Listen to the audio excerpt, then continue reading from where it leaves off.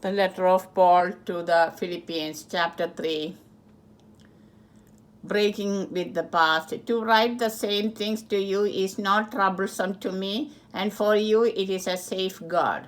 Beware of the dogs, beware of the evil workers, beware of those who mutilate the flesh, for it is we who are the circumcision who worship in the Spirit of God, and boast in Christ Jesus, and have no confidence in the flesh, even though I too have a reason for confidence in the flesh.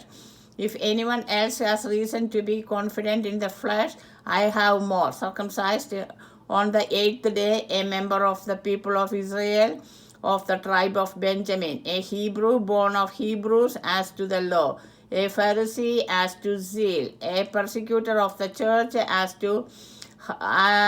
to righteousness under the law, blameless. Yet whatever gains I had, these I have come to regard as loss because of Christ. More than that, I regard everything as loss because of the surpassing value of knowing Christ Jesus my Lord.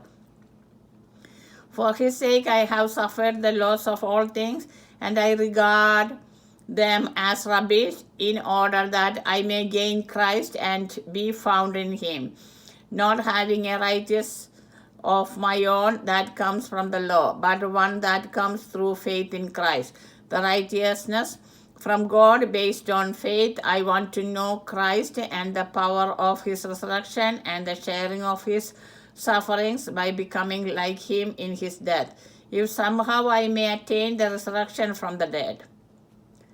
Pressing towards the goal. Not that I have already obtained this or have already reached the goal, but I press on to make it my own, because Christ Jesus has made me his own. Beloved, I do not consider that I have made it my own, but this one thing I do, forgetting what lies behind and straining forward to what lies ahead, I press on towards the goal for the prize of the heavenly call of God in Christ Jesus. Let those of us then who are mature be of the same mind. And if you think differently about anything, this too God will reveal to you. Only let us hold fast to what we have attained.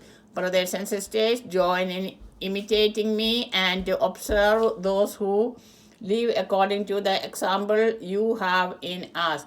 For many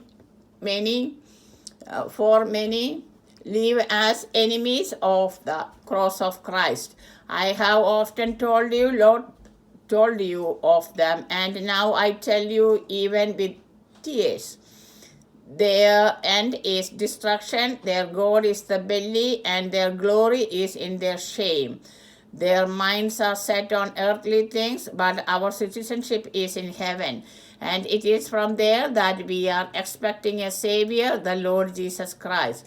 He will transform the body of our humiliation, that it may be conformed to the body of his glory, by the power that also enables him to make all things subject to him.